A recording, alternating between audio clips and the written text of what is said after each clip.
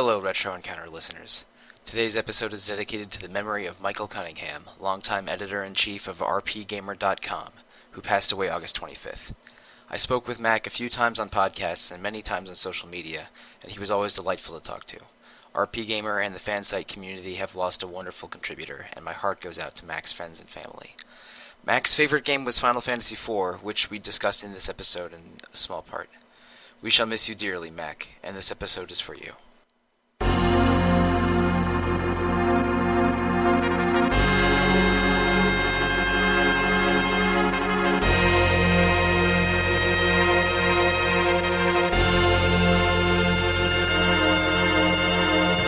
Hello and welcome to episode 152 of Retro Encounter, RPG Fans Weekly Podcast. I am Mike Sollosi, and we're going to revisit a very special topic today, but before we tell you what it is, let's introduce the rest of the panel. Joining me is Keegan Lee. Hello, everybody. And also joining Keegan and I is Peter Triezenberg. Hey, everybody. Now, Keegan, Peter, we're bringing the band back together, because the last time the three of us podcasted as a trio was in April. I believe so, yeah. We recorded the very special April Fool's podcast about 5 months ago, in which the episode title was Top 10 Super Nintendo Games, or perhaps Top 10 SNES Games, and it became very clear very soon that it was not a serious list of Super Nintendo games, or I guess Super Nintendo RPGs. There was a Genesis game in there. There was a demo for a Switch game in there. There was a 1993 film in there. It started out like maybe it could be a list of Super Nintendo RPGs, but it became very clear that it was not a list of top anything. But it was a lot of fun to record, at least for me. I figured that putting one of the highest rated RPGs at the 10 spot might have been a good sign. But Yeah. I mean, of course you both know this, but for the audience's sake, that was by design. We put Chrono Trigger 10th just to throw people off, and then we sort of tried to get increasingly weird with each entry. And I think that escalation did work at least a little bit, because we did get a couple emails and messages of the vein, oh, you had me fooled for a second, but then I realized it was an April Fool's joke. Thanks, guys. Like something, and including one listener told me that in person at E3 a few months ago. But he wasn't the only person that said this. But a couple of these messages said, you know, I was a little disappointed because your joke was okay, but I sort of wanted to hear a real list of top 10 Super Nintendo RPGs from you guys. And Peter and Keegan, the three of us discussed it, like, you know what, we could do a follow-up episode that's an actual earnest attempt at coming up with our 10 favorite Super Nintendo RPGs. Oh yeah, definitely. There's so much to choose from, though. I think that was the real hard part, was putting an actual top 10 together. Yeah, but asking, ye shall receive. So we did our best, put our heads together, picked some favorite games, and here we are. Exactly. So we came up with our list of 10. Basically, each of us came up with an individual top 10 list, and through a little bit of a scoring system, we mashed them together and came up with a combined list of 10. And I should mention, before we get to the actual list, this is kind of a sequel to our 2016 SNES Encounter episode, where myself and two people that are no longer with RPG Fan went over a bunch of our favorite SNES games, and some of the games we will discuss today were discussed in that episode as well. And also, for this list, it's not exactly all Super Nintendo games exactly. Some of them were games that were originally on Super Famicom and never arrived on the Super Nintendo in Europe or North America. In fact, I think it's so. At least 3 of our list are games of that nature. Okay, so I guess those are the rules. Super Famicom and Super Nintendo are included. It was 3 lists that we combined into one, and we're basically happy with the results. But okay, that's a lie. We're not totally happy with the results. Each of us has at least one game that we're a little bummed didn't make the list. Or I'm speaking personally. Is that true for both of you guys as well? I'd agree with that, yeah. Yeah, fair enough. Yeah, because none of us had all 10 of our preferred games make the list. So before we get to the 10, we're each going to go through one honorable mention. So these first 3 games we're going to talk about are not in the official top 10, but they're 3 games that individually we are a little disappointed didn't make the final list. So Keegan, could you tell us your honorable mention. For me, my honorable mention is Dragon Quest VI, which is on the Super Famicom. We unfortunately never got it over here until the DS release, Dragon Quest VI: Realms of Revelation.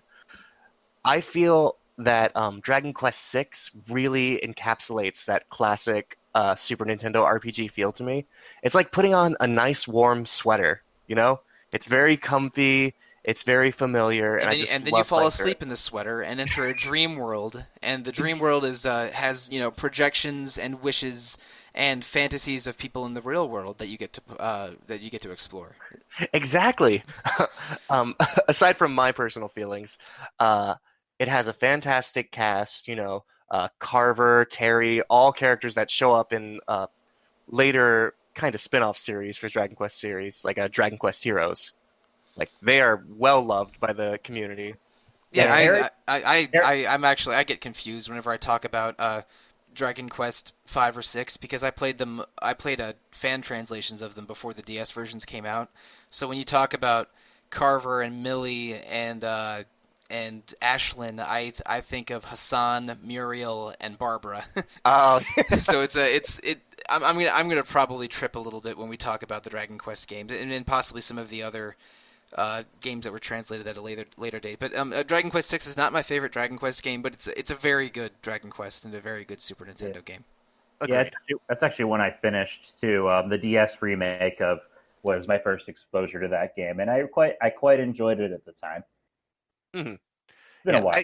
I wouldn't say it's my absolute favorite Dragon Quest, but I feel like it's very underrated when people mention, Dragon Quest VIII or Dragon Quest V, and I feel like it deserves more credit than it gets. Because those are better Dragon Quest games. Yes, but 6 isn't far behind them, in my opinion, is what I'm saying. It's a good Dragon Quest game. I don't think it's one of the best ones, but Dragon Quest VI is good. It wasn't on my personal top 10 SNES or Super Famicom games, but I don't want to dismiss it. It's a good game. Fair enough. But yeah, that's my honorable mention. All right, and Peter, let's hear your honorable mention, Super Nintendo or Super Famicom RPG. Right, so mine for today is Bahamut Lagoon, which was a strategy tactics type RPG that was released. It was only released in Japan, I believe. I don't think it ever got localized into English officially. It didn't, no. I played a fan translation of it many years ago, but I don't even think I finished. It's one of those games where it's design-wise, it's not the most sound thing in the world. Like, there is kind of a little confusing, but I really love the concept of it. I love the artwork in particular. The sprite work for the dragons is just really cool. Square was at the top of their game during this period, and a lot of their most interesting games, I think, got unreleased over here, like Live a Live and Bahamut Lagoon. And what was cool too is that I remember hearing at some point Bahamut Lagoon's working title before they ended up bringing Mitsuno on board was Final Fantasy Tactics. So in a lot of ways, Bahamut Lagoon sort of has this weird lineage with the Final Fantasy series, and I think that's super cool. It's one of those games I'd hope that would get an official re-release or a remake someday, honestly. Bahamut Lagoon's good. It has a lot of cool ideas for a strategy RPG. You divide. It's kind of like Ogre Battle in that you divide your characters into squadrons, right? And they fight in units that way. But each squadron is assigned a dragon, so you're basically commanding a number of dragons that each have. I don't remember the exact number. I think 5 or 6 units riding each dragon, and depending on what units are accompanying the dragon, it changes the properties of that unit. It has a lot of cool stuff, and I don't know how many famous Square staff of the time were working on it. I know the writer of Bahamut Lagoon is still with Square Enix and worked on Final Fantasy X-2 and a bunch of other games. I think he did. The guy who did 13, actually. Oh, was it him? And I know that the composer of the Bahamut Lagoon is the guy who composed a bunch of Front Mission games. But wasn't Yoko Shimomura. It was a person. I have to look it up now. Noriko Matsueda is the composer for Bahamut Lagoon. But it's a good RPG with good music, some interesting ideas for a strategy RPG. But I didn't finish it. I got pretty far, but I don't remember exactly why I stopped. I think I think I missed recruiting one unit, and that made me really frustrated. Mm. And it was an important unit. I think it was one of the units that increases your movement distance. Do you know what I mean, Peter? I didn't finish it either. Truth be told, I Okay. played it quite a bit of it. Way back in the day, back when back then, I went through a bit of a phase trying to track down old unreleased Japanese games. Oh, me too. That was me. That was me. That was But me I in the didn't, early mid 2000s, including when I played Comet Lagoon right, but and Dragon Quest Six. I didn't get too far down that road though because I got into the weird. I downloaded too many games and then didn't really get around to playing very far in any of them syndrome, um, which is an issue in this case. Yeah, it was just one of those things where I think Bahamut Lagoon is a really interesting game that could deserve another chance in the spotlight, and it's definitely one of the most unique titles in the Super Nintendo's library or the Super Famicom's library. So when I was thinking of stuff that wouldn't quite make a top 10, but I might want to squeeze on anyway, that came to mind. Yeah, totally makes sense. And before I mention my honorable mention game, I also downloaded a ton of Super Nintendo and Super Famicom RPGs in the in the range of 10 to 15 years ago. But unlike Peter, I did play a lot of them, and you'll probably hear me mention that 4 or 5 times more on this podcast, including right now, because my honorable mention game is Lufia 2: Rise of the Sinistrals. Lufia 2 is excellent. It's has some really balanced turn-based combat with sort of a magic system and a skill system and a monster raising system that all interact with each other. The puzzles in the dungeons get really challenging and interesting in the second half of the game. And the storyline's a little bit simple, but very good, very satisfying, and one of the most beautifully tragic endings I've ever seen. I played the game when I was a teenager, and it was on a with an illegal download and not with a real copy of the game. But I think I might have shed real tears watching the end credits. Yeah, I think you mentioned this one on the SNES encounter, right? Yeah, we did. I think we talked about it quite a bit because one of the other guys in the podcast was a huge Lufia 2 fan. I don't remember how deep we went into it, but Lufia 2 is excellent. I only played it the one time because it gets to be a pretty brutal dungeon crawl in the second half of the game. Not really a dungeon grind, just that like the puzzles and the dungeons themselves are challenging and brutal. But it's a game that I think is really good, and the Ancient Cave optional dungeon around the midpoint of the game is one of the best optional side quests in any Super Nintendo game. It gets really wild. But anyway, yeah, Lufia 2 is my honorable mention, and but sadly it didn't get enough votes and enough points to make our top 10. Peter, have you played Lufia 2? I saw you voted for it. Yeah, I think it's an excellent game. It's another one I didn't finish though. There's a problem with me and Super Nintendo games. This will turn as we go down the list. Is that I'm a wee youngin on the podcast who grew up in the GameCube PS2 era. So going back and playing a lot of these older games was through less than savory means. And again, I didn't really get very far in a lot of them. The ones I did really enjoy, I played the heck out of, but Lufia 2 unfortunately did not end up being one of those. It's one I definitely would like to go back to, especially if it ever got an official re-release and not a action RPG remake on the DS. Yeah, the DS remake of Lufia 2 has pretty good music remixes, but nothing else that's very interesting. I'm really leery of it because they changed it to an action game, got rid of a lot of the puzzles, and it got very bad reviews. So I'm really hesitant about that DS game, but I have not played it. Was there a PSP release also, or am I confusing Lufia and Lunar again? You're confusing Lufia and Lunar. Happens every time. Yeah. Don't play Lunar on PSP. Yeah, the Lunar on the PSP is the story stuff is okay, but the random encounters and the map design really frustrated the hell out of Rob Fenner when he played that in June, July earlier this year, and we even podcasted about it. So you can listen to our Lunar 1 podcasts from a few months ago. But Lunar was not a Super Nintendo or Super Famicom game. Lufia 2 is. there isn't a whole lot more Lufia after this, because there was Lufia 2 is way better than the first Lufia, and then there was I think a Lufia sequel on the Game Boy Color. Yeah, The Legend Returns. Yeah, that was it. And there was a Game Boy Advance one too. Oh, there was? Okay, I'm not sure if either of those are remakes or new games. I haven't played them, but Lufia 2 is great. Lufia 1 is not nearly as good, and I think the series is pretty much gone, unfortunately. But it at least left us one really cool Super Nintendo game. It's unfortunate, yeah. Lufia: The Ruins of Lore was the last new game in the series, Game Boy Advance. It was a... Was that a remake? Is that a remake of 1 or 2, or is it a... No, it's a new game with it was published by Atlas. It has a renewed emphasis on creature collecting, if I remember correctly. All right. I think maybe I mentioned this a second ago. There is a monster raising side quest in Lufia 2. I think there's 8 monsters that you can find, and then you feed them your discarded items or special monster food to have them grow and evolve. And there's 8 of them total, and they each have multiple forms. And I remember definitely checking a guide on GameFAQs 15 years ago to make sure I was evolving each of them to their final form. But that was and I think the fire one, the one that eventually becomes a phoenix, was the one I used the most.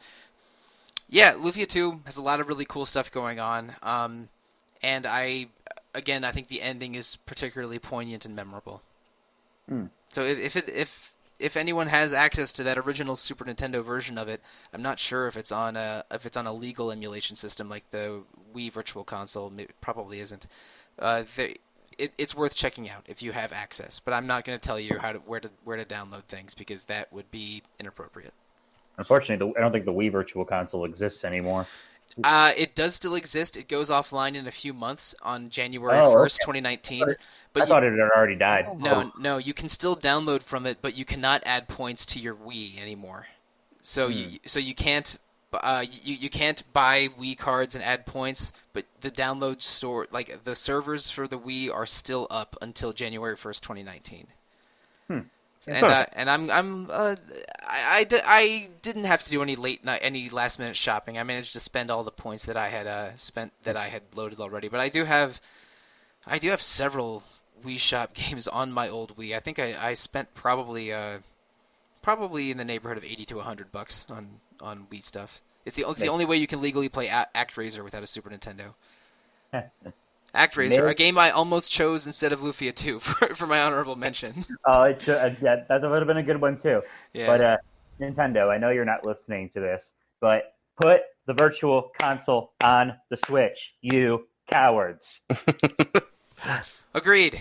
I think that's the Switch there's so much enthusiasm around the Switch, and Nintendo knows that they can make money with nostalgia. I think it's inevitably going to be on the Switch eventually, but they probably just have other things higher priority. I'm wondering if they're going to lock it behind the online paywall, but that's the tinfoil hat speaking, possibly. I think. But yeah, this is not a Switch episode. This is a Super Nintendo, Super Famicom episode. So we need to keep in character, boys.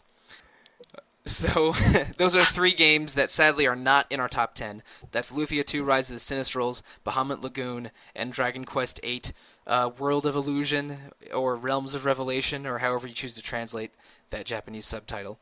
But now let's get into the real top 10 Super Nintendo RPGs that the 3 of us have concocted for the podcast. Coming in at number 10 is Tales of Phantasia. That's the first game in Namco's Tales of series. It's a fantasy RPG starring a swordsman named Kless and a few of his friends from the past, present, and future. I like this game a lot. I had it on my list higher than 10th. And in the Super Famicom version of Tales of Phantasia is excellent. The version that North America eventually got on the Game Boy Advance is not excellent. So I would recommend, even if it's through unusual means, try to play the PS1 or the Super Famicom version of this game if you can. But I think it's a really, really good action RPG with surprising amount of voiced music and voice work for being a Super Famicom game. I think it's one of the very few Super Famicom games with a lot of voice in combat that isn't a fighting game. But Keegan, you've played Tales of Phantasia, correct? Yes, unfortunately, I've only played the Game Boy Advance version, but with all of its flaws. Yeah, I know. With all of its flaws, though, I can still appreciate that it is still a really good game. Just that the random encounter system really, really hurts after a while. Or the rate, rather. The random encounter rate in the Super Famicom version is pretty bad too, but the sprites are a lot better, and the controls are a bit better in combat. I've heard that the PSP version, which has expanded voice work and more side quests than the original, is the best one, but I have not played the PSP version, sadly. But yeah, I really like Tales of Fantasia. It's different from other Tales games.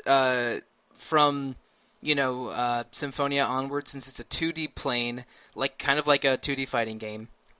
And the only character that's really a fighter is Kless, the main character. The others are, spellcasters and one archer and one ninja girl that sort of hang back. And Kless has to sort of, fend off the monsters while your backline sort of bombs them with spells and arrows and whatnot. It's an interesting flow to combat, but I really like Tales of Fantasia. I think the storyline goes some pretty impressive places. Daus, the main villain, is an excellent, underrated Super Nintendo RPG villain. Peter, have you played Tales of Fantasia in any version? This I actually have not played this one. And honestly, it's because I think I've gone over this on other episodes. My interest in the Tales series is a little lacking. I think they had a certain level of anime tropes that I was just kind of not comfortable with when I played Exilia. So I haven't really gone back and played any of the older games. But I am curious hearing you talking about it, because like you said, the way you described the kind of as a predecessor, I know that the Star Ocean team eventually split off from it and basically tried to make their own copy of it, and that's how that series was born.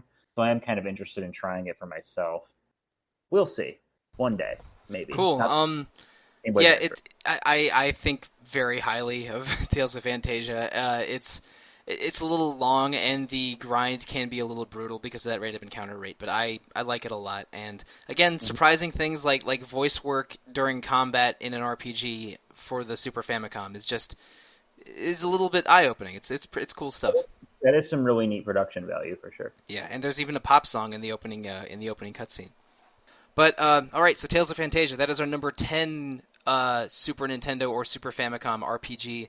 Coming in the list at 9th is a game I podcasted about with you, Peter, earlier this year. Super Mario RPG Legend of the Seven Stars shows up and I think, Peter, when you were mentioning Bahamut Lagoon earlier, honorably, of course, we mentioned that Square had a pretty incredible run on the Super Nintendo, and the Super Mario RPG is not going to be the last Square game that we discuss, I promise. But what are your overall thoughts on Mario RPG, and do you think we ranked it appropriately? I mean, if it was up to me, I probably would have ranked it a little bit higher, honestly. But Mario RPG is one of those games where it's like, this should not work nearly as well as it does, but it spawns a whole host of imitators and sequels, some of which I hold very dear.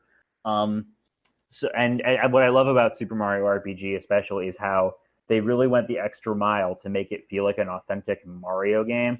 Like, they could have very easily we want to make a Mario RPG, and they could have just made a generic, kind of a Dragon Quest clone or something like that with Mario stuff slapped onto it. But they went the extra mile to work in the sound effects, the implementing the platforming into the environment design, the timed hits in combat.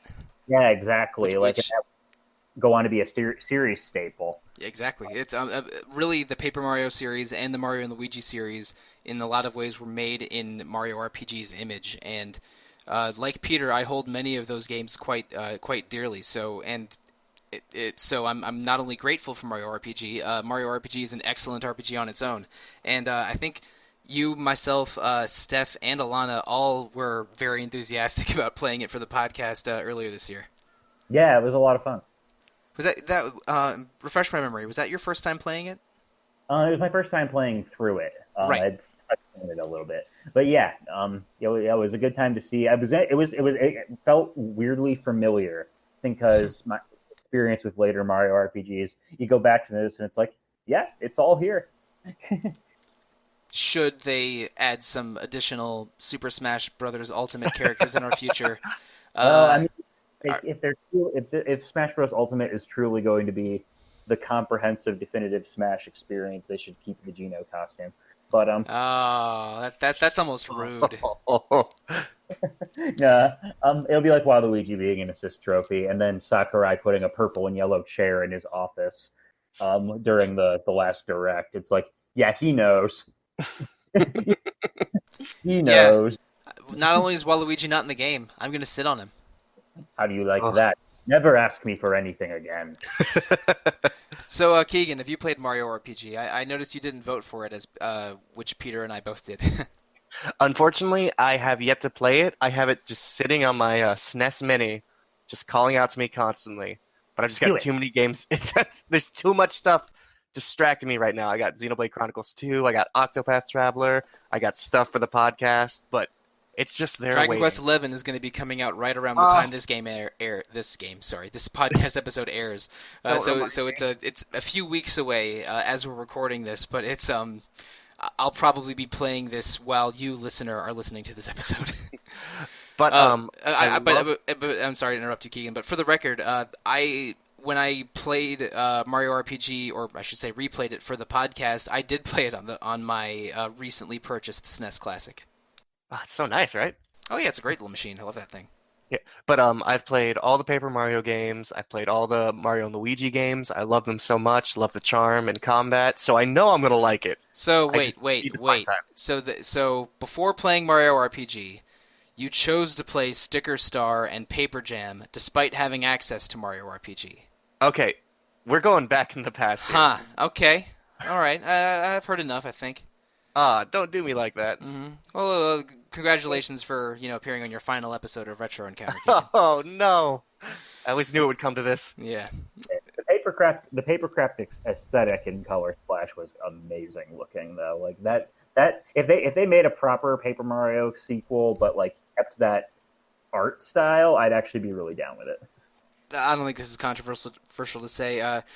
The Mario RPGs are largely excellent, but the last couple have not, hit the highs of the series exactly. Like, I think the last one I really enjoyed was probably Bowser's Inside Story. Wait, the remake. Yeah, right. And Superstar Saga also had a recent remake, but I haven't played that one.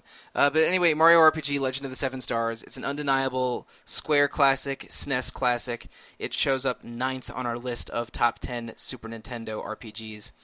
But now we move to number 8, which is continuing the trend of games we have covered on Retro Encounter, Terranigma. Now, particularly enigmatic example. Now it's not. Now, Peter, now the shoe's on the other foot. I have started Terranigma before, but I never finished it. When I was not on the episodes of Retro Encounter where we discussed it, but I got to Terranigma is divided into 4 chapters, and I please correct me if I'm getting any of this wrong. And I stopped playing it in the Genius chapter, which I think is chapter 3.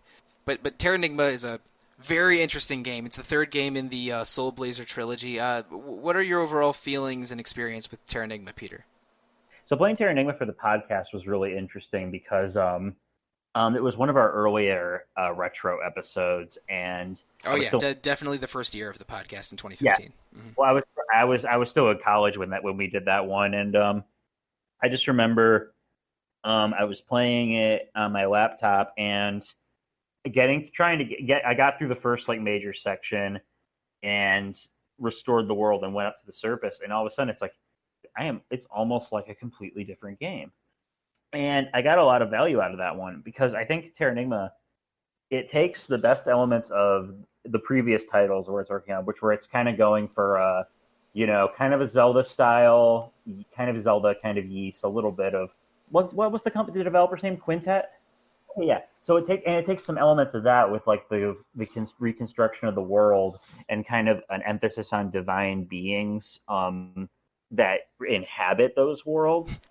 I think that for me, what's so impressive about Terranigma is that it's able to go to some really interesting philosophical places with its portrayal of. I mean, basically portray all those games subscribe to a certain Mother Earth philosophy that is explored across all 3 entries. And it's some pretty heady stuff to fit onto a Super Famicom game. So I just kind of admire it for that, and it's got probably the best presentation out of the bunch. I love how it goes from like the kind of lava-filled Mode 7 uh, uh, opening chapters to the surface world to that bit where you're just kind of like exploring and going to different continents, and then eventually coming back home. It's a fascinating game. Yeah, watching the world evolve as you go through chapters 2 and 3 was really fascinating. Like, the first dungeon in chapter 2 is the Amazon rainforest, and after you beat the Amazon dungeon, vegetation grows everywhere. And then as you are resurrecting different phases of life in chapter 2, the world grows around you. And in chapter 3, which is the Resurrection of Genius chapter, you're watching humanity grow and evolve as you introduce new things to, or have humanity remember things that were lost. It jumps around in time a lot, and but it's really cool seeing the world transform as you progress through the game. And I don't even really properly remember the part of in Terra Enigma where I got stuck, but I was quite affected by it as I was playing it. I mean, man, how about the deer in the Himalayas? Yeah, for sure. Oh my god, that was harrowing. Yeah, it really is just a fantastic game. I that's one of those things too where it's one of the best RPGs on the Super Nintendo, but never got a North American release. Although this one was localized into English. Yeah, this is one of those rare video games like like Vib Ribbon that European release in English, but not a North American release in English. So. I played this via less than legal means, but Terra Enigma is available a handful of places. I think it might be even on that Wii Virtual Console. I'm not sure. Was it? But I definitely played it on a via PC download, but illegally. But Terra Enigma is cool. I never finished it, so I didn't vote for it on my list. But Peter ranked it so high on his list that it managed to sneak into the top 10 anyway. Happy to be of service. But speaking of games that only one person voted for, but they were so high on the list that they made the list anyway, we have our game that we are ranking 7th overall. That is Seiken Densetsu 3. Now, I'm the person that that voted for it really highly on his list, and then it made it to this list, to the final top 10. I love SD3. It is one of my favorite Super Nintendo or Super Famicom games. I ranked it in my top 3 just to illustrate that. And I don't know if either of you two have played it, but I'm sure that you're aware that it is the sequel to the popular Super Nintendo game Secret of Mana. Secret of Mana's Japanese name is Seiken Densetsu 2. And SD3 is similar to Secret of Mana in that you're controlling 3 characters going through an isometric space that's very colorful, has a lot of Mana series highlights like Rabbites and the 8 elemental spirits, and a variety of weapons and weapon skills and elemental spells governed by those spirits. But the flow of combat is very different from Secret of Mana. With Secret of Mana, you're casting spells to improve your spell proficiency and attacking with weapons to increase weapon proficiencies. And a lot of the best weapon attacks, you have to sort of charge up a weapon meter to execute them. With Seiken Densetsu 3, there's less variety since there's each character can only use one kind of weapon. But as you attack, you fill up a meter that lets you do special weapon cutscenes. So it's less weapon charging and less sort of active combat, but more skills, more spells, and more characters. Seiken Densetsu 3 has 6 playable characters, but at the very beginning of the game, before the action really begins, you choose 3 of those 6, and that is your main party for the whole game. And you'll meet the other 3 characters as part of the story. But you choose your party at the beginning, and that adds to the replay value a lot. And also, as you play the game, your characters evolve by changing classes once at level 18 and once at level 38. So each character has 4 final versions of themselves in this class system that governs what spells and skills they learn. And also, which character you choose as your first of those 3 affects what the end game is. So there's basically 3 end game scenarios, which is the last 3, last 3 or maybe 2.5 dungeons, and the last handful of bosses is determined by who your main character was. So, like, if you choose Duran or Angela, then the the final dungeon is the Dragon Cave. Yeah, if you choose Durin or Angela as your main character, then the Dragon Cave is the final dungeon, and the Dragon Emperor is the final boss. And there's different scenarios for the other two pairs of characters. But I've been monologuing a little bit. Have either of you guys played Seiken Densetsu 3? Starting with you, Keegan. No, I have not, but I'm Okay. kind of amazed at the amount of content, just from what you told me, that they could pack into this game. Yeah, and Peter, have you played SD3? I know it's slightly off the beaten path, and it did not have a release outside Japan. But I really wish I had. All right. It's not a super long RPG. I think you can beat it in. I know what I'm doing since I've played it 6 or 7 times. It's about a 15 or maybe 20-hour RPG, and I've played it so many times because I love experimenting with team combinations and going through all the different final boss scenarios. So I've done all 3 of the boss scenarios and messed around with a lot of different teams. I remember once for just for laughs, I did an all-women team, but I had them go to their character classes where they maxed their attack power, and the women in this game are Lisa's sort of a balanced fighter, and the other one is a healer, and the other one is sort of a magic user. But I had them go maximum physical offense just to make up for for their normal lack of offense, and it was maybe the most fun I've ever had playing the game because I used spells and skills in regular combat more instead of saving them for bosses, and those 2 magic users kicked more than the usual amount of ass that they would normally kick in regular battle. It was a lot of fun. Seiken Densetsu 3, it's like a more streamlined Secret of Mana with a lot of replay value by doing class changes and by choosing your team at the beginning. I talked about SD3 a lot in our Encounter of Mana episode from about a year ago, and there has been a fan translation of Seiken Densetsu 3 available on the internet since around 2000. And again, I played it in that 0304 window when I was just playing a zillion Super Famicom games.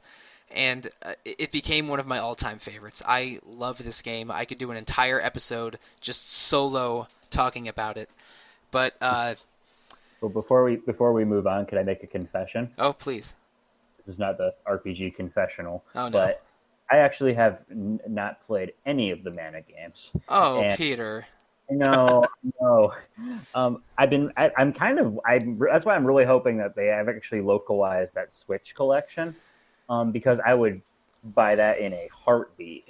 If they localize that collection, that means there is an official localized version of Seiken Densetsu 3, and I want that like I want A Cure for Cancer. I mean, it's again one of my all-time favorite RPGs. If you look at past features that have been on the main site, I think I've done blurbs about SD3 there too.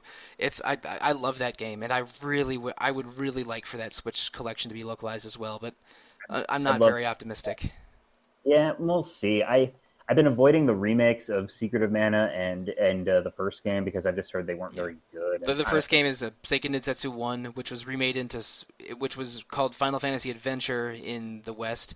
Then it was remade as Sword of Mana, then remade again as Adventure of Mana for mobile devices and the PS Vita, I think.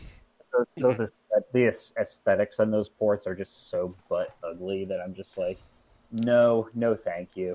Final Fantasy Adventure hasn't aged great, but in the moment it was a pretty dope Game Boy RPG. But I'm not interested in replaying it. Yeah. Seiken Densetsu 3 though, I could go for a replay number 7 or 8 on that thing. Yeah, I could do that. Swear, come on, do the thing. Please. Do the right thing, please. Not. Okay, this is. We're gonna get to Final Fantasy VI later. I'll save this for later. Okay, all right. Spoiler alert: Final Fantasy VI will eventually show up on this list, but staying with the realm of Square RPGs and staying in the realm of Final Fantasy a little bit, number 6 on our list is Final Fantasy IV. Okay, Final Fantasy IV is, I think, the Final Fantasy game I've beaten the most times, but it's not my favorite. It's not even one of my. It's probably not even in my top 5 favorites. I didn't vote for it for this list, but because it's come out on every system, or so many systems, and every time it comes out on a new system, I buy it and then play it again. Final Fantasy IV is. I hesitate to come up with an analogy that isn't an STD, but it does it really has spread to just about every platform imaginable. Probably. I think I've beaten it 5 times, and that's only because it's come out on systems I own 5 times. I don't know if that math is exactly right, but I've beaten FF4 a bunch of times. I think it's very, very good, but I didn't have it on my top 10. I don't love it as a Final Fantasy game, mostly because of the visuals and mechanics. I think that Final Fantasy V's class system and Final Fantasy VI's Esper system is way better than any of the skill or stuff that FF4 has going for it, and both of those have better versions of the ATB battles as well. And FF4 has a really good story and really likable characters, but maybe not among my favorites on the Super Nintendo. But both of you guys had Final Fantasy IV on your list, and I'm not denying anything. It's definitely a good game. So Keegan, what's your overall thoughts on Cecil and Friends Adventure? Well, I absolutely love them. Like you said, it's not my favorite Final Fantasy, but for me personally, I think it ranks pretty high up there. It misses all the fancy bells and whistles that later entries have, but I think down in its base core, it really helps solidify what Final Fantasy games would become. Also, I feel like it's the one Final Fantasy that's been remade constantly and hasn't suffered from horrible graphic changes. Like the PSP remake, I feel like is still solid. Different, but still solid. Oh, no, the PSP remake is clean as hell. It's really good. That's Final Fantasy IV complete, and it looks excellent. And the DS remake, I mean, DS polygons haven't aged the best, but it looks pretty good for what it is. Mm-hmm. And you can get that version on Steam, and it's actually a pretty decent port there too. The DS version or the PSP version? The DS version is the version. Cool. Which the DS version was actually my first exposure to FF4. Back when I was on I loved the Nintendo DS as an RPG machine, and one of the best all time. It was fantastic, and that port of FF4 really sold me on the premise alone. They really played up a bit more of the angle of Cecil's character as because he starts off the game as a Dark Knight of Baron. Commits these atrocities in war, feels guilty about it, and then ends up over the course of the first arc of the game redeeming himself to a degree. Yeah, he transforms his own character by literally transforming, which I have always been very amused by. Yeah, he becomes a paladin by literally fighting his dark knight self and turning into paladin Cecil at level 1, no less. He resets. I think that's cool. I mean, for an early Super Nintendo plot, that is a really neat way to show a character's progression. Even if by today's standards, the storytelling in FF4 is a little, it's goofy. Characters die for just as an excuse to get them out of your party so they can add new people. Only one of them actually dies. The others all come back. Don't worry, kids. They're fine. They're okay, and they're hanging out in Mysidia now, except Tella, R.I.P. Yeah, but that first playthrough, it feels so real. It feels good until you realize the truth. But in the GBA and PSP remakes, you can re-recruit 5 of those characters back to your party, which is nice. Yeah, and they've added a ton of new content to these re-releases of the game. Both the DS and PSP versions are both. I can't say either one is necessarily, because the DS version is way more challenging and has a lot of interesting mechanics that they added. But you know the main reason why it's more challenging though is because the speed stat is a little bit broken in the DS version, and sometimes if you set the battle speed too high, enemies will attack like 3 times in the space you get to take 1 turn. So you can really basically set the difficulty by slowing down battles in the options menu for the DS version. I needed to do it because I had it on the highest or second highest setting for most of the game, but then I was just getting annihilated in the path to the core by the various dragons and floating heads in that dungeon. So I set the battle speed to like medium or maybe even slower than medium, and then it was a breeze after that. Right. But no, FF4 is great, and it did not escape the Square Enix release unnecessary sequel bullshit. So the After Years sequel is available on the PSP version, or you can get it separately from. But why would you do that to yourself? I don't love the After Years stuff either.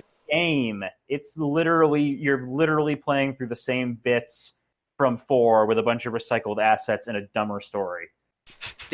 There's one story idea in that game that I do like, and it's definitely a spoiler if I bring it up. Yeah, no, I agree with you on that one because I know what it is. Right, okay. But yeah, no, that. But that's one cool story idea in an otherwise very disappointing sequel. And a really cool alternate costume in Dissidia. Right? Oh yeah. Mm-hmm. So, Keegan, you haven't spoken quite as much as Peter or I on Final Fantasy IV. But you're a big fan of the story. Do you have a favorite character? Interestingly, I think for me, it went throughout the years. When I was younger, I thought Kane was the coolest. It was like, look at this edgy guy. Oh yeah, sure. I bet he doesn't listen to his mom. Am I right? Like, come on. But as I've gotten older, I feel like I really identify with Edge a lot. Cool. And I think he's super cool. I love just throwing random weapons in the middle of battle. And I like his cool little not spells. What was it, the ninjutsu? Yeah, it was. I think they were called. It's ninjutsu in the recent ones. I'm not sure if they had they might have had a weird, poorly translated name in the original SNES translation. I'm not 100% sure on that. But Peter, do you have a favorite FF4 character? Out of the bunch, I actually like Golbez as a villain a lot. Cool. Even if he is kind of the archetypical Final Fantasy giant armored dude villain who gets supplanted at the last minute by a surprise villain.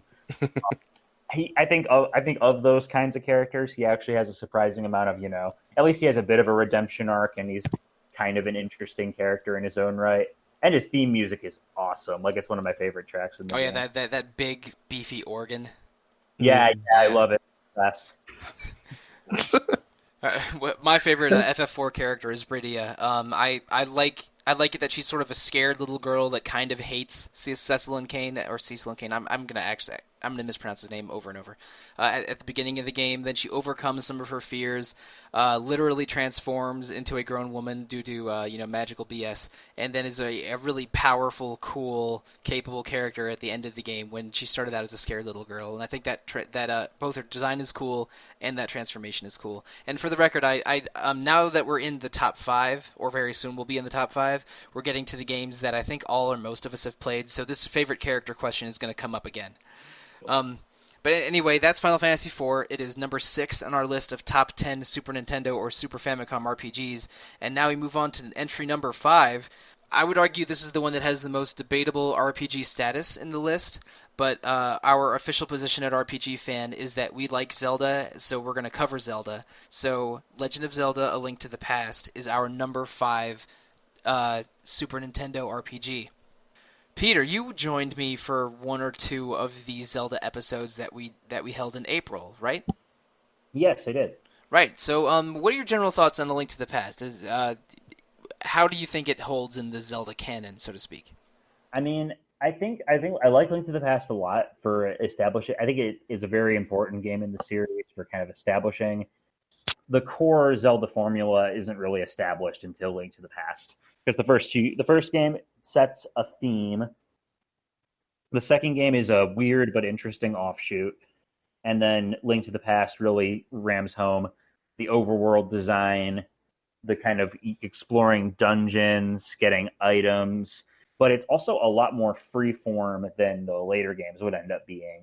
Like Ocarina onward, where the structure became really rigid. Link to the Past, in a lot of ways, feels like a lot more like an adventure, where from the outset you can kind of just explore. You do have a big blinky arrow pointing you where to go, but you can still do stuff out of order. There's a whole bunch of secrets to find. Yeah. Now, I think we would agree that the most nonlinear Zelda is Breath of the Wild, the most recent entry. Yeah. But before Breath of the Wild, I mean, the most nonlinear one might be Zelda 1 and then Link to the Past. So I've been watching Game Grumps' Let's Play of Skyward Sword that they're doing, and it's kind of painful. Yeah, but anyway, like, Zelda 1 was sort of like, I think, Miyamoto exploring the idea of an adventure game and exploring the idea of nonlinear gameplay. And A Link to the Past is more linear than Zelda 1, but a lot more things than Zelda 1. There's more of a story. There's more items, more powers, and still has a lot of non-linearity. The last 8 dungeons of the game can be done in almost any order, which is pretty cool. And the game has, I think, 12 dungeons total. So the first couple are guided, and then in the middle and final acts, you can basically do whatever you want. And in terms of setting what Zelda was, it's probably the most influential Zelda. And Ocarina of Time was influential in its own way for how 3D Zelda games were made going forward. But A Link to the Past is excellent as a standalone game, excellent as a non-linear action-adventure game, and it's one of my top 4 favorite Zelda games, I would say. And it even has, it deliberately subverted itself with its 3DS sequel, A Link Between Worlds, which is an awesome Zelda game. And it is also another delightful item on the Super Nintendo Classic package that I played earlier this year. I played Zelda Link to the Past on my SNES Classic in anticipation of Zelda Month in April. So I replayed that thing in the neighborhood of March, April. Keegan, have you played Zelda Link to the Past? I'm not really sure of your feelings on Zelda in general. I have. I'm actually a really big Zelda fan. I've done a couple of complete series run-throughs back in the day when they released the official timeline. I wanted to do a run-through from the beginning of that. And Link to the Past definitely sticks out. Playing some of the older games is rough in this day and age, especially if you have no idea what you're doing, like myself. It took me a good amount of time to find stuff in Zelda 1. Oh, yeah. No, Zelda 1 and Zelda 2 have not aged great in the terms of sort of signposting and explaining different functions compared to modern games. But Link to the Past is considerably better than those two in that regard. Oh, yeah. It hits that perfect blend of giving you just enough guidance to give you a hint on where to go, but to not restrain you to exactly going this way. I remember the very first time I played it, I was horribly stuck when I went into the Dark World. Not figure out what to do for the life of me. I was also 12 at the time, so I don't want to hear none of that judgy. No, I think that can be overwhelming when you're really young and you don't really you're not really as familiar with the established tropes. Like Zelda now, we kind of know what to look for because we've been playing these games. But back in the day, I would imagine. I think the Zelda games are very good for teaching either new players or old players sort of the language of video game logic. Like, oh, there's a closed door here and a block here. I should try pushing the block. Like, there's a switch here. I should hit the switch and see what it does.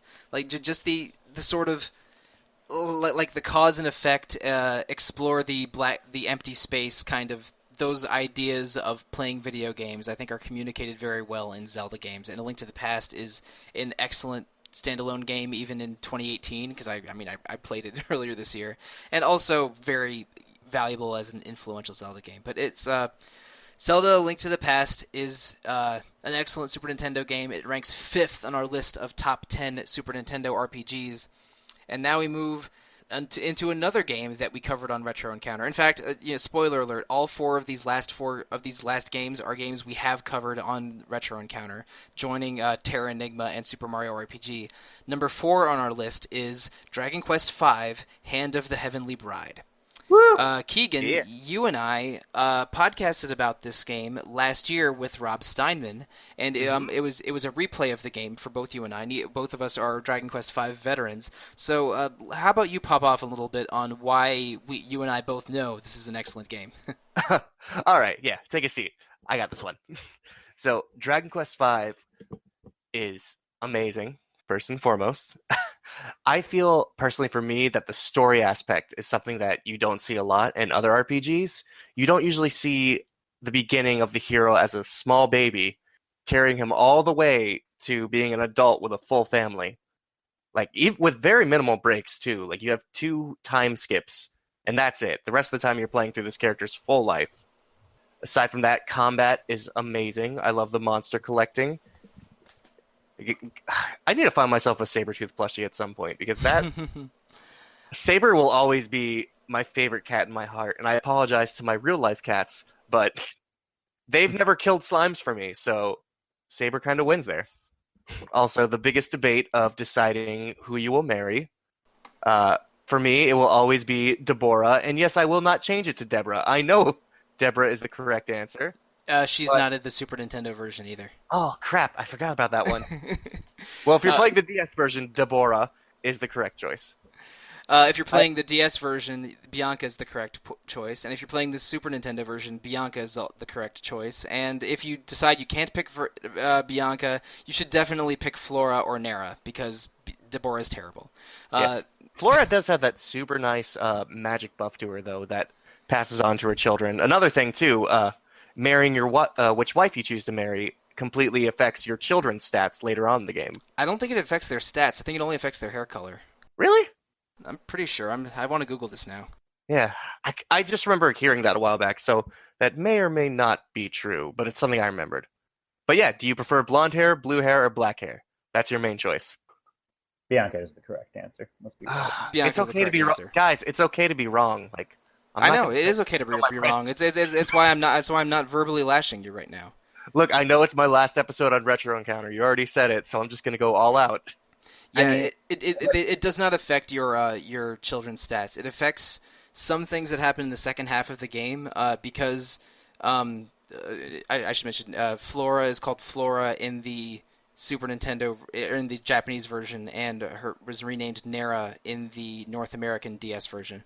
But if you pick Nera / Flora or Deborah, you get extra gifts from their rich father as you continue journey through the game. And each wife has different stats and different moves, but it does not affect the stats or skills of your children. It's only an aesthetic effect on your children. Oh man, well I'm glad I know now. Now I don't have to be forced to pick Nera. Yeah, but in general, Nera has the best spells, Deborah has the best physical moves, and Bianca is more balanced but has higher HP and MP than either of them. But really, it's the personalities, because Deborah is a very haughty sort of rude princess kind of character. Flora or Nera is very demure, very sweet, very sort of a pure character, and Bianca is your childhood friend who's a little bit sassy, a little bit sort of a tough girl character, but very much in love with you as your childhood friend that you explored a haunted mansion with together as children. And Keegan alluded to this a little bit, but you start out Dragon Quest V as a child traveling with your father. Then after one time skip, you sort of travel the world as a teenager.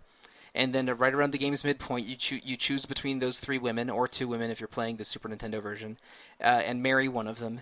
And then in sort of like right before the final act of the game, you and your wife have twins, and then you sort of there's another time skip, and by the end of the game, it's your party is you, your wife, your two children, and whatever monsters you've recruited in your wagon throughout the game.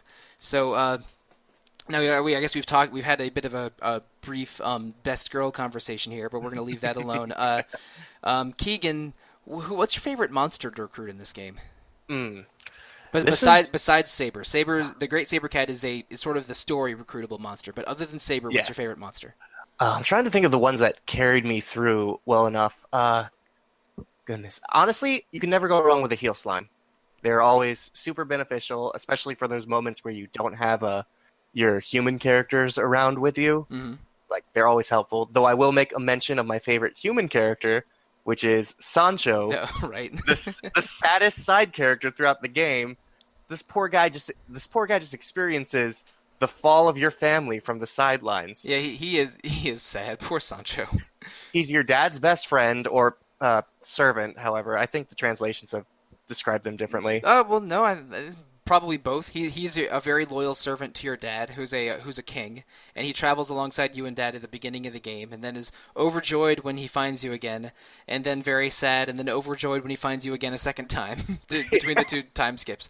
Poor Sancho, man. He's so beat up all the time, but he's a fantastic tank, and he's a lovely man to bring around. So, my personal favorite human. Now, Peter, I'm sorry. I feel like I've been ignoring you during this Dragon Quest excursion that Keegan and I have joined on. Have you played Dragon Quest V? Yeah, I have it on DS. Cool. That's probably one of my favorite games in the series. Easily my favorite of the ones I've beaten. I think I agree with pretty much everything you guys have said. I think the story's fantastic. I think it hits a really heavy emotional note for the Dragon Quest series in particular. Oh yeah, geez. I quite enjoy. One thing I do like about it is there's a sense of continuity throughout the timelines, in that the antagonist of the game is sort of the same evil that's been plaguing your family across all the generations. Yeah, especially one of the demons in particular, who's called Ladja the Bishop in the DS version, and I think Gema or Jama in the Japanese version. But yeah, it's the same group of demons that's affecting you the whole time. And they're all localized as like chess pieces, which is kind of a neat touch, I think. Yeah, that was a cool bit of localization. Several demon characters are named after chess pieces, and they renamed the final boss into Nimzo the Grandmaster. Yeah, so all in all, I think Dragon Quest V is a really good game. I really enjoyed that one a lot. The DS remakes in general, I thought, were a pretty fantastic way to experience those games. The DS remake is I think a major improvement over the Super Famicom original. For a couple reasons. It's a little bit better explained, and there's a lot there. The art is much cleaner and much better. But most importantly, you have a party of 4 instead of a party of 3, which made the original version a little bit too challenging. But they just gave you more to do in the DS version, and it's an excellent remake that I wholeheartedly recommend. But Peter, I asked this question of Keegan. What's your favorite monster to recruit in the game other than Saber? Oh God, it's been a while since I've played this game. I'm not really playing fair, since I've written guides about monster recruitment in this game before. I like having a slime knight on my party. There are 2 monsters in this game that I always say are must recruits, even though they're technically optional, and the slime knight is one of them, because the slime knight is super easy to recruit. You get him like 15 minutes after you're able to recruit monsters. He can equip a bunch of human armor, including Metal King's sword and a bunch of shields and armor. And sometimes it's hard to find a shield or a helm that monsters can use. And it also learns a bunch of healing spells, so you can just throw it in the back of the wagon as a backup healer, or have it be a very good attacker healer in main battle. The Slime Knight is a must recruit monster in my opinion. The other one, who I think is almost as good, is a golem, because golems are huge and tanky and will be excellent attackers and critical attackers from the moment you recruit them for the whole rest of the game, even though you get them a little bit later than Slime Knights. So yeah, Heal Slime, Slime Knight, Golem. That's a good party alongside of your human characters, and Saber. But yeah, in case it wasn't already clear, I'm not sure I said it. I love Dragon Quest 4. I'm sorry, I love Dragon Quest 5. It's number 4 on our list, but I love Dragon Quest 5. It's probably tied with 8 to be my favorite Dragon Quest game, and we have many, many more detailed thoughts on that in 2 full episodes of Retro Encounter from around a year ago. So that's our 4th ranked game on our list of 10 Super Nintendo RPGs. Number 3, we're continuing the theme of games we've done Retro Encounter episodes on. Coming in at number 3 is Earthbound.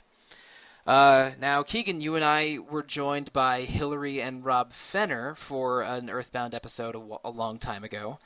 Listeners, you can listen to those episodes for many more detailed thoughts. But man, is there anything else like Earthbound in the world of RPGs outside, I guess, its own series? Crap, I was about to say Mother 3, but you took the words out of my mouth. No, it's just such a charming game. Like, there's so much uniqueness to it that's just fun to play through and experience. Like, I'll still never forget, and I'm so glad nobody spoiled it for me, the Blues Brothers, or the Runaway Five. Yeah, they're totally not the Blues Brothers. It's not the Blues Brothers. It's not like they look exactly like them or anything. But that was one of my favorite parts, and a multitude of favorite parts in that game, aside from the specific ending moment where, you know, the praying part. I don't want to give too much spoilers for those who haven't listened. Yeah, there's a scene involving prayer, and it is excellent. Yes, that actually brought actual tears to my eyes. Yeah, Earthbound is special. I forget what video. I think it might have even been an old Zero Punctuation video. That's a blast from the past. That described Earthbound as the Cthulhu mythos set in the Charlie Brown and Snoopy show, which I thought was a very, very delightful metaphor that I basically agree with, because this is a very cartoonish, very pastel colored, like almost like box of crayons style visuals in a Super Nintendo RPG that has a bunch of harrowing situations and surreal moments and moments of real satire and weird darkness. Like the tone of Earthbound is almost impossible to discern, just because it's so odd, and even sort of entering the absurd sometimes. I mean, I don't even want to try and describe what's going on in Moonside, but it's really unlike any other experience other than the excellent Game Boy Advance RPG Mother 3, and I should maybe mention Earthbound's Japanese title is Mother 2. But yeah, Earthbound's awesome. It sort of starts out as an innocent story of a boy leaving home to go on an adventure, and then it goes some real special places. It was on all three of our lists. We're all Earthbound fans here. Peter, is this one of the games you managed to finish during your SNES excursion? Unfortunately, one is on the pile. Peter, oh. So I'm gonna re-download it on 3DS because I played it a bit of it on the Wii U, but I don't have the Wii U anymore.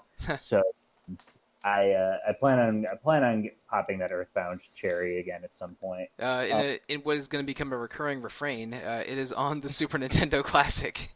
Yes. But I did not have a SNES Classic when we did the Earthbound episode, though. So I played it a different way. But it is on that very nifty little machine. For sure. I will say that I feel the beginnings of Earthbound are significantly better than towards the end. And this just might have been gaming fatigue for me, trying to beat it in time for the podcast. But those last couple of dungeons felt a little rushed, in my opinion. I would say the first half sort of has a better arc than the second half, but the very ending of Earthbound, from like Magic Hand towards the very end to the end, I think is really special. But sort of like maybe from between the 50% mark to the 75% mark, it gets a little out there, a little maybe not as well developed as the first part of the game. I'd basically agree with that.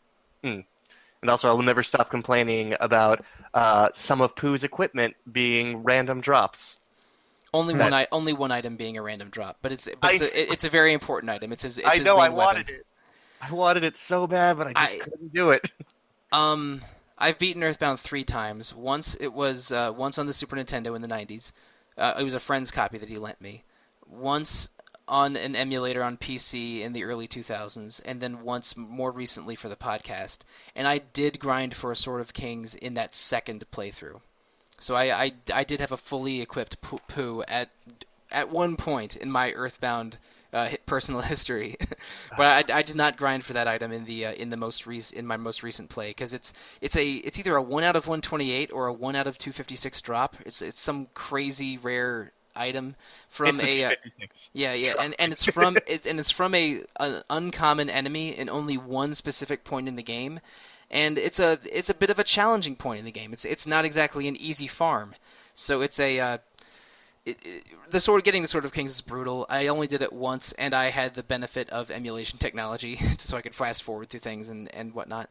But yeah, Earthbound's excellent. And now I'm gonna have to ask that question again. Favorite character can be playable or not, or otherwise. Starting with you, Peter. It's not really a playable character, but the concept of Gigas is really.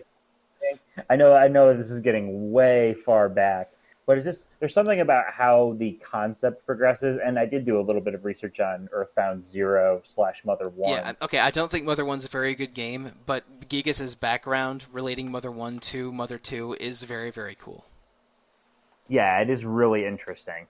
So yeah, and that final boss fight is one for the ages. Like that fight scene, I've seen that scene before. Again, got to get there myself, but it's nightmarish.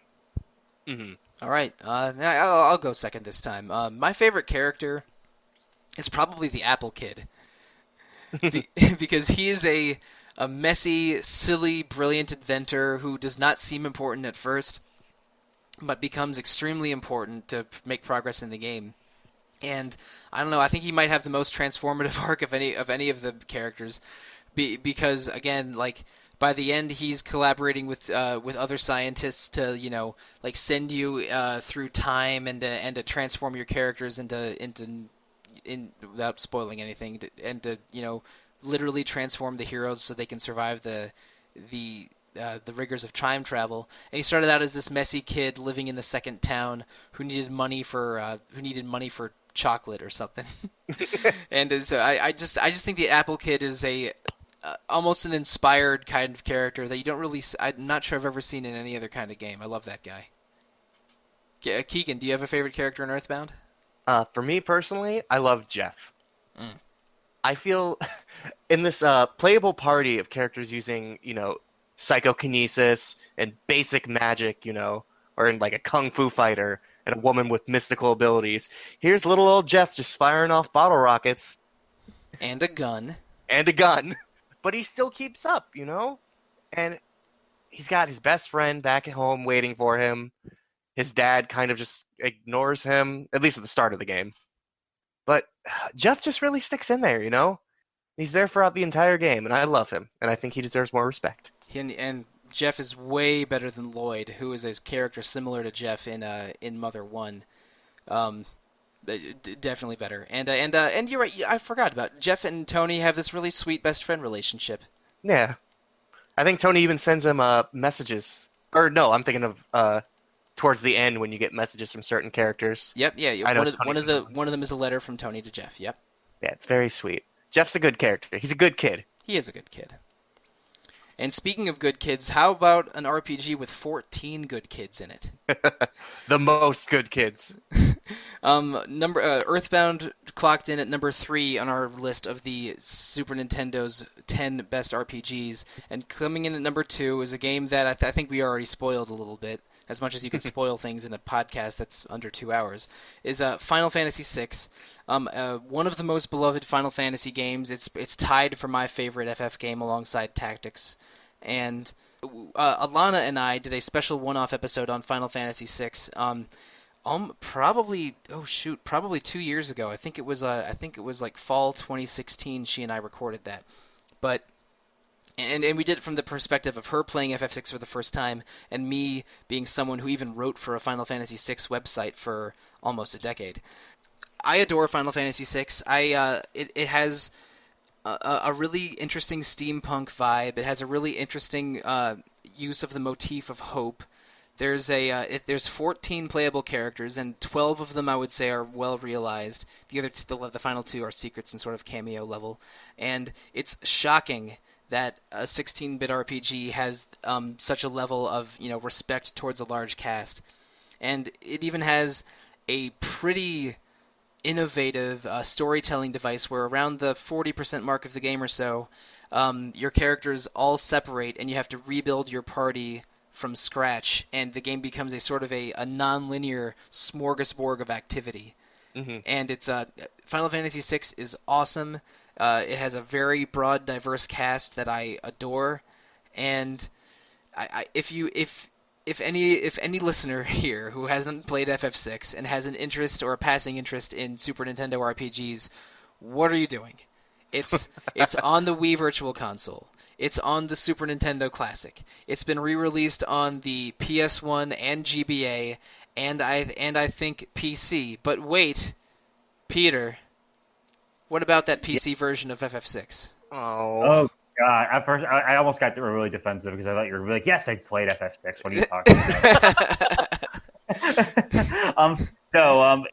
The Square, we need to have it. We need to sit down and have a nice little chat about your re-releases lately. Because people like your games. They really like your old games. I know this surprises you because you're always surprised when your throwbacks to your old games sell well, but that FF6 version, that one on mobile, the one with like the pastel graphics, with the giant eyes and the horrible backgrounds and the typos and the weird smudgy redrawn sprites. That's a disgraceful way to treat one of your best games. A game that still looks good to this day. The artistry of FF6's sprites are amazing. Like the way, like the what are they? The Warring Triad. The way those things are designed is incredible looking. Why would you do this?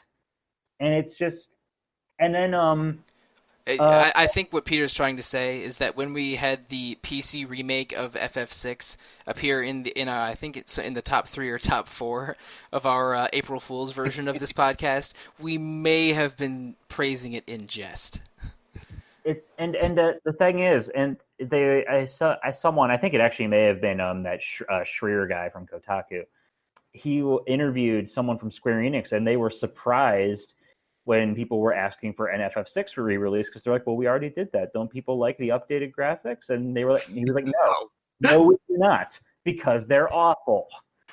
It's just one of those things where this company seems, I don't understand what facilitated the change when they had a perfectly working, good-looking version in the GBA version, that they could have just slapped that ROM onto something and I would have played it. But no, can't have nice things. Yeah, the PSP version of Final Fantasy IV was basically a tightened up and not really HD, but like an improved. Like, it was clean, but still in keeping with the style of the old game, so much that it looks like an update. Yeah, The like the Maybe. transformation from FF4 GBA to the PSP was great, but instead of doing that for Final Fantasy V or Final Fantasy VI, they redrew the game's visuals in a way that is, I don't think, was appealing to anyone, and that's really tragic because FF6 is, in my opinion, an unassailable classic. It's the only game that was in the top 3 of all of our lists, and all of our individual lists, and it finished number 2 overall. But again, I mean, I used to write for a website called Caves of Narsh. I adore FF6, and everything from its storytelling to its nonlinearity to how diverse the characters are. Like, because each character has a shared skill set in the magic system, but then a unique skill set in their whatever is in the second position on their menu, and again, there's 12 characters that feel unique and fun, with 2 extra ones that are even more unique, but maybe less fun, depending on your depending on your feelings on Umaro and Gogo. But speaking of those characters, I have to ask the question again: who's your favorite character in Final Fantasy VI? I'll go first this time to give you guys a little bit of some time to think. I think for me, it's probably Cayenne or Cyan. He is a samurai character who has to hold time and basically wait extra turns to complete Bushido or sword technique skills, but is a very good attacker. Uses very good armor. He's not very good at magic. He's not very fast. He's probably only average if I was ranking the characters by how powerful they are. But his story arc is incredible in Final Fantasy VI. He watches all of his friends and family die early in the game when Kevka poisons all of Doma, where Cayenne is a samurai. And then he says farewell directly to the ghost of his wife and son when you're go into a brief adventure on a train traveling into the afterlife, a train which you can slam into its own tracks, amusingly. And then later in the game, when the party is separated and you find Cyan again, he meets a young woman that is waiting for her boyfriend or her fiance to return from the war, but little does she know that her fiance that he died. So Cyan, out of pity, writes her love letters and makes her flowers out of silk, and it's a really cute moment. And then after Cyan rejoins, if you go back to the ruins of his hometown, some horrible demons enter his dream and try to consume his soul from within, and you have to rescue Cyan from demons inside his own memory, which is a crazy awesome side quest. Everything that happens to Cyan in FF6 is amazing, which makes him my favorite character. So that was a lengthy spiel, and I apologize. So Keegan, your turn. Who's your favorite FF6 character? Okay, so I never used her much in my parties, but I think Realm, super adorable, and I love her special move that she has. Realm is like a little artist throughout the game, and she actually, it's been a while since I played, so I don't remember the exacts of it, but she does kind of a copy move where she does drawings of the monster she fights. Yep, it's called Sketch. Yes, that's it. And I believe she uses the abilities directly against them, if I'm correct. If Sketch works, which it does most of the time, then she draws the monster, and then it does one of the monster's attacks. Yes. And if you give her a certain accessory, Sketch becomes Control, and instead of sketching the monster and doing one attack, she can control the monster's move, and you can choose what they do. Yes, and she also has a very interesting backstory that not a lot of people get to experience between her and a certain other character in the party. Sure. Yeah. Yeah, Realm's cool. She has a sassy comeback when Edgar kind of hits on her around the midpoint of the game, which I enjoyed. And also, weird fact, she has the highest magic stat in the game. So if you want to make her into a pure magic user and not have her use sketch at all, that's actually not a bad strategy. Her magic stat's higher than that of Celeste or Terra. Might have to change up my party next time I play through the game. So Peter, do you have a favorite character in FF6? Edgar's probably my favorite character. And the relationship between Edgar and Sabin especially, Quintet, dude, it gets me. That was when I broke. I had to close the Game Boy and be like, but yeah, I love Edgar. He's funny. He has a really hilarious menagerie of weapons. His character arc is genuinely touching. He actually ended up being a final staple at my party, even though he probably wasn't the most optimal by that point. But whatever, I got to hit Kefka with a chainsaw, so I'm going to call it a win. Yeah. Oh, man, I want to take a quick minute to talk about that final battle. How amazing all those stages are.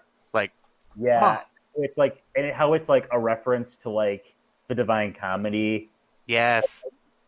You get into like how Kefka like literally Kefka's nihilism. There's an article about Kefka's philosophy that I found was very interesting because it talked about how literally he ascends to godhood and still finds that there is nothing. I mean, at that point, like the fact that he's just there casually destroying things because that's all he can do in his existence. It was interesting. You guys might know this better than me, but is there any other RPG that has a final battle utilizing every playable character? I mean, excluding the two secret characters that are found in Final Fantasy VI. That last battle uses all 12. Final Fantasy VIII does a similar split the party to complete the dungeon gimmick.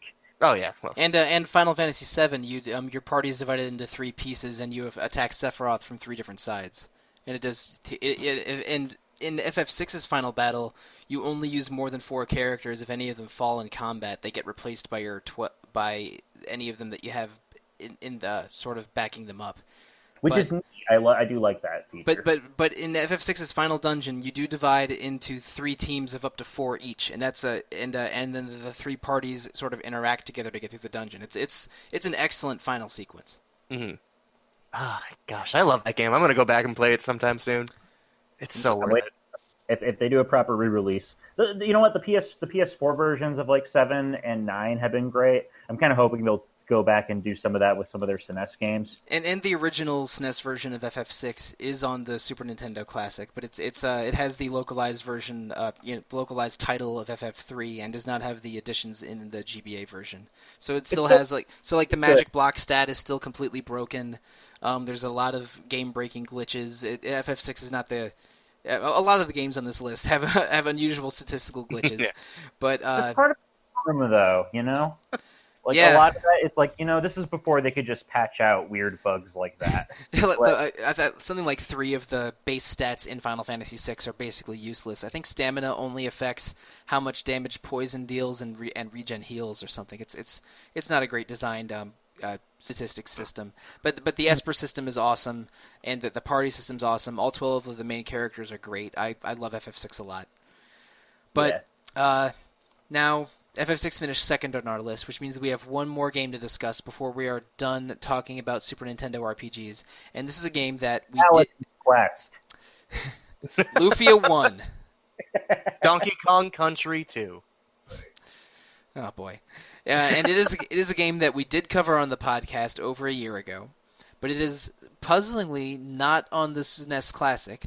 I was a little surprised by that. And it's a game that in our joke list from 5 months ago we ranked 10th. Chrono Trigger is our number 1 Super Nintendo game for this podcast exercise. We've talked about Chrono Trigger a lot on this podcast before. Peter, let's get into it. Why is Chrono Trigger great? Where do you even start with a question like that? I know. I'm not playing fair. Chrono Trigger is like it's the kind of dream project that I mentioned earlier that Super Mario RPG is the kind of mix that shouldn't work but does.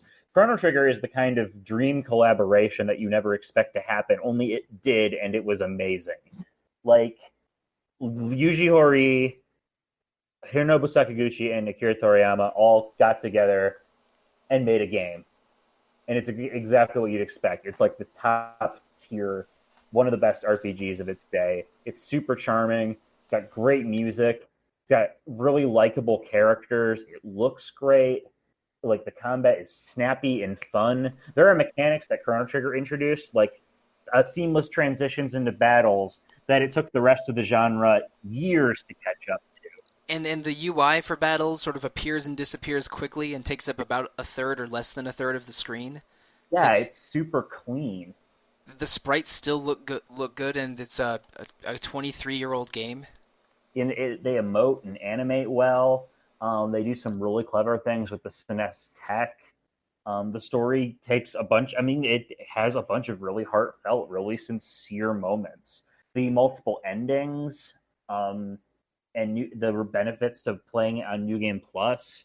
It's just, I could gush. I could keep going. We did a whole podcast on this game.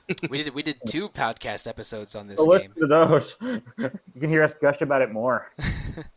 But yeah, I love Chrono Trigger. It's probably my favorite game of all time for all the reasons you said. It's an incredibly snappy and smooth RPG. The story goes fascinating places. The variety of settings and variety of characters is excellent. The sprites are amazing. The music is amazing. I'm stammering trying to find more ways to praise Chrono Trigger. It's awesome. The multiple endings that are really entertaining to go through. I'm not sure if it's the very first game to utilize a New Game Plus feature, but it's one of the first at least, and one of the most famous instances of it. And even when it gets silly or funny, it's just an awesome RPG experience. And like FF6, and like honestly most of the games on this list, if you have old school RPG tastes and you haven't played this game, what are you doing? The DS version is readily available. The Steam version finally got fixed. Thank goodness. You can there's no excuse. It's also available on PSN as a PS1 classic, so you can play that on Vita or PS3, maybe also PS4, but I'd have to check. But maybe you can't do it on PS4, but maybe don't do that version if you have choices. Yeah, there's good stuff in that version, but the load times are pretty bad. So the SNES version and DS versions are preferable to the PS1 version most of the time. The same goes for that FF6 port. If we're being perfectly honest, but Keegan, what are your thoughts on Chrono Trigger? It's a pretty good one, right? Oh, yeah. My first experience with it was the DS version, so I've never experienced the differences that happen in the original SNES version. But man, this is such a good game. There isn't a party member I don't like. I never felt like I was kind of grinding or wasting time. Everything felt important.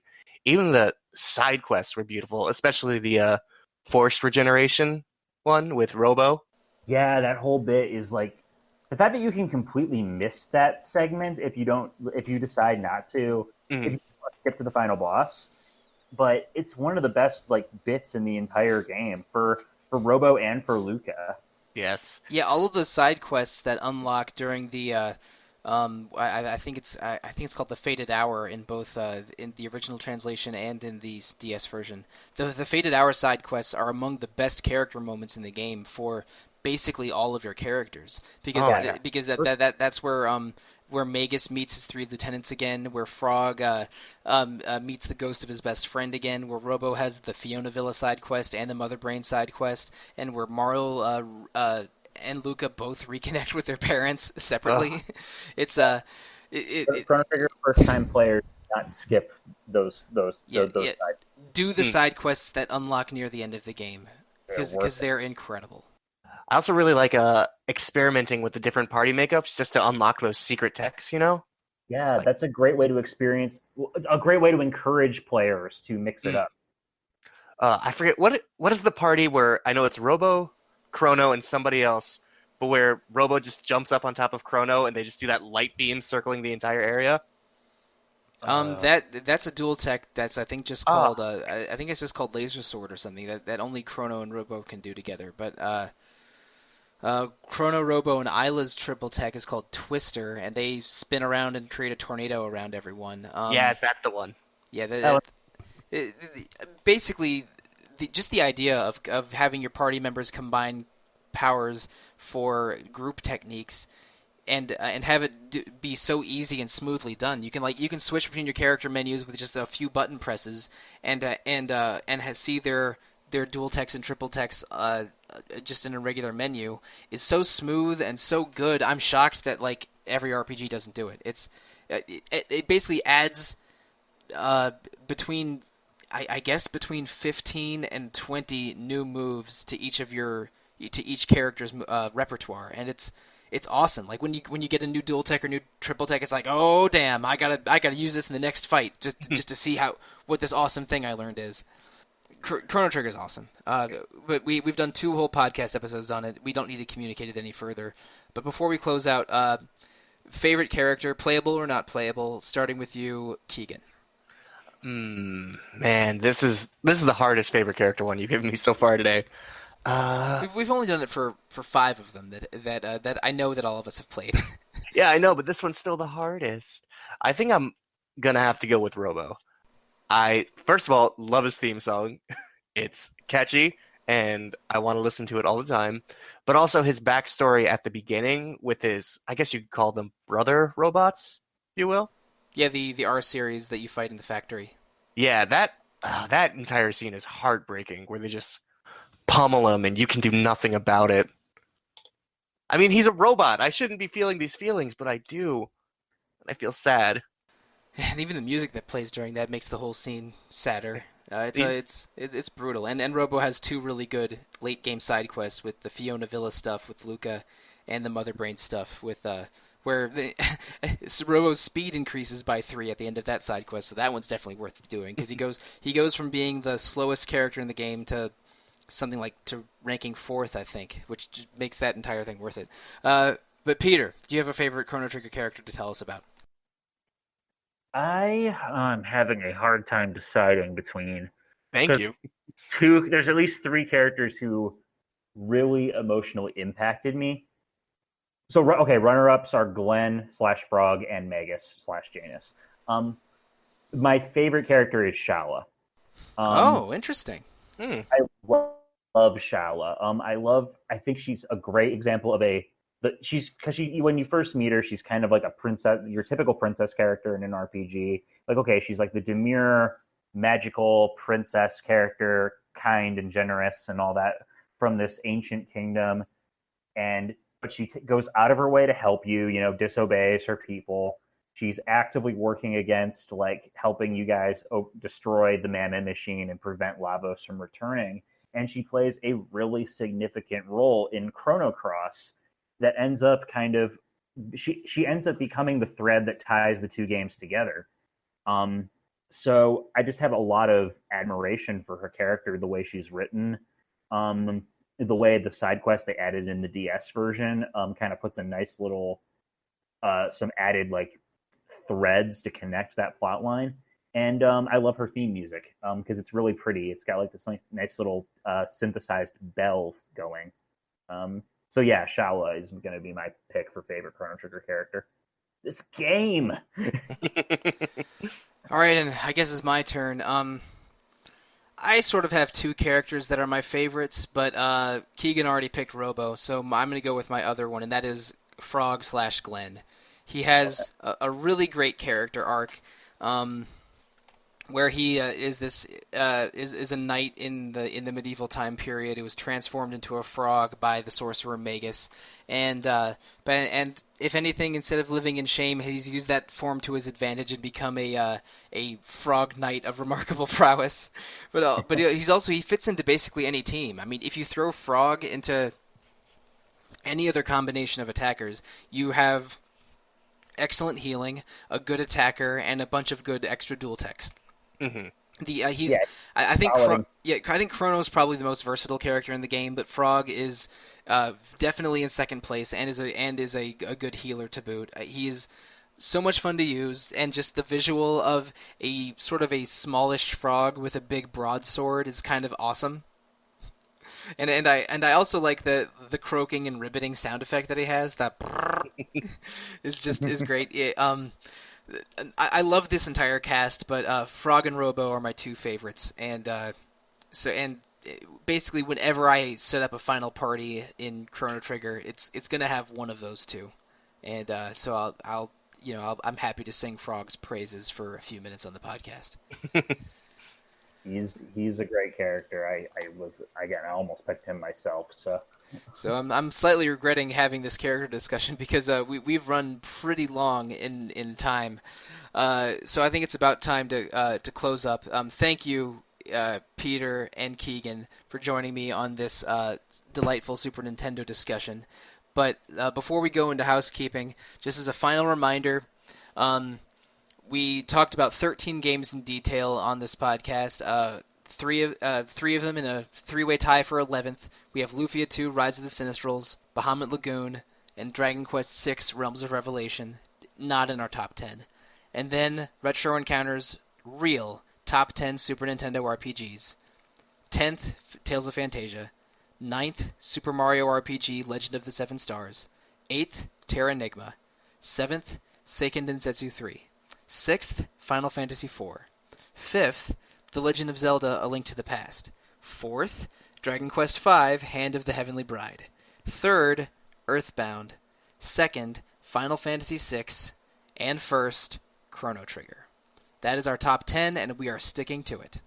Chrono Trigger had a remarkable 9-number jump between our last top 10 it was involved in. Just goes to show that you can improve. All you have to do is believe in yourself. Exactly. But that's enough about talking in the present. Let's talk about the future a little bit. Next week, we are doing the first episode of our September Retro Encounter Game of the Month, and that is Suikoden 2. As I mentioned on the podcast a little while ago, Suikoden 2 has been the most requested game for the podcast via reader mail and reader messages over the years we've done this. So we're finally getting around to the PS1 classic Suikoden 2. I've been playing it for most of the month of August, and I'm really, really impressed. I can't wait. I'm a complete Suikoden noob, so it's going to be a lot of fun talking about that game for the podcast next week. And we haven't recorded it yet, but Keegan, you're going to be also on that panel, correct? Oh, yes, and I love the Suikoden series. Awesome. Okay, well, I'm looking forward to being educated by you and the other Suikoden veterans on RPG Fan staff.